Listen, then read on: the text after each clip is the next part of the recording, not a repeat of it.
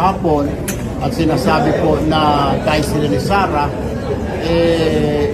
marami naman ang problema dyan. Magpapasok na naman po yung mga buses, mga drones. Wala naman ho talaga kaplano-plano ho yung kapatid ko. I was talking to him last night. Or sino man po sa amin na to run for higher office in 2028. Okay na ho kami dito sa Senado. We're happy na makatulong with craft laws. Pero po isa survey.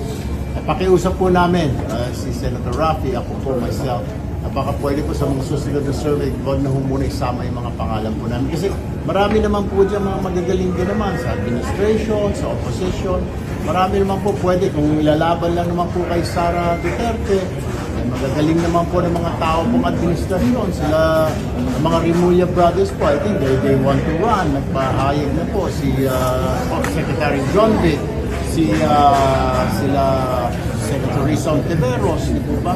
Ang Liberal Party, may mga tao po silang i-feature po yata.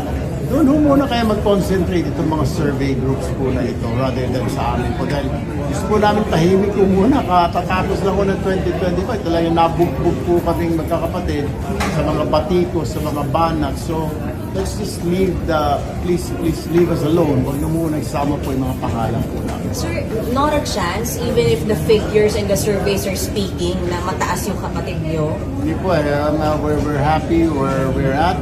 Pag-usapan na ho namin magkapatid kagabi. Hanggang dito lang po kami sa Senate.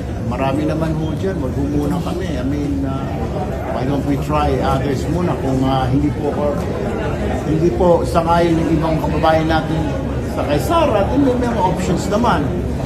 Kung hindi naman gusto po dito sa mga i-fill for the administration, may mga other options pa naman po. Di po ba? Bakit lagi ho kami itinuturo?